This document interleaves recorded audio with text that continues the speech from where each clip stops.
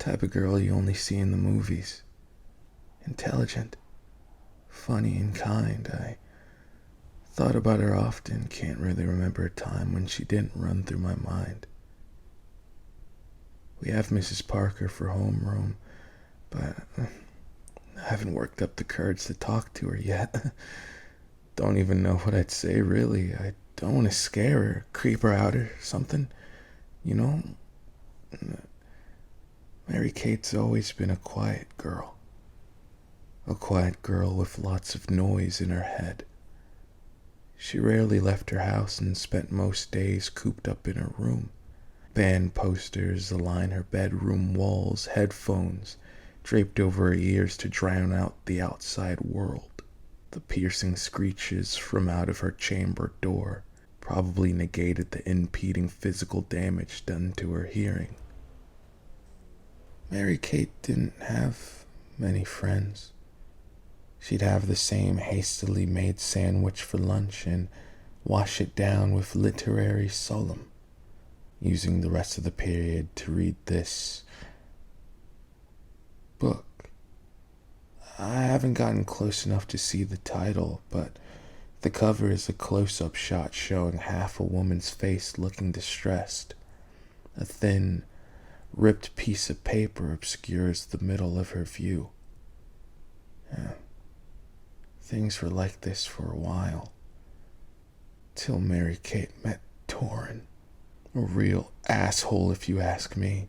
He's one of those guys girls fall head over heels for because his perfectly alluring masculine features distract them from seeing how truly daft this Neanderthal is. A sick form of manipulation that worked on most of the weak minds in this school. But Mary Kate wasn't like most girls. Oh, Mary Kate was nice. Intelligent. Probably only with a guy like that because she felt bad for him. They met sometime shortly after spring break. I heard her gushing over him and practically throwing herself at him during lunch a couple times. I had to finish my food in the bathroom some of those days. Mary Kate and Torin became completely inseparable after a while.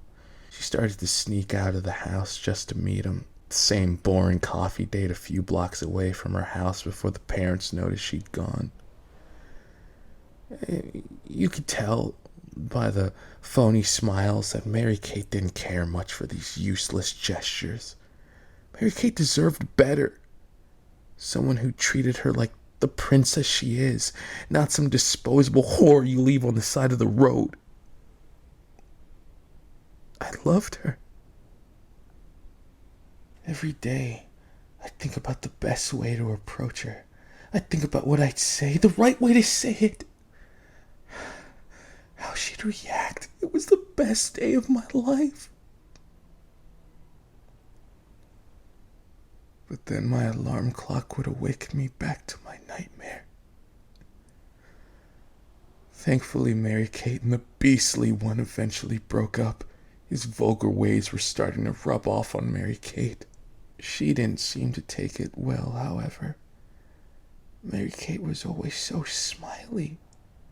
She had these beautiful dimples that were aligned with her warm, dark brown eyes, but they were gone now. Soon she'd depart as well, slowly showing up to school less and less. Torin was nowhere to be found either. Eventually, I found out his dad got a job in Wisconsin, so they had to pack up and move away. Part of me wonders if Mary Kate wanted to go along with them too. Now she doesn't go anywhere. Spends all of her time hiding in her room. I check up on her in between second and third periods sometimes, but if only I'd been more thorough. Sirens, accompanied by red and blue lights, casted a shadow over Mary Kate's house. The paramedics had already removed the rope from around her neck by the time I got there. The faint soundtrack of a song left on repeat filled the hollow air. I watched as her once lively body laid still.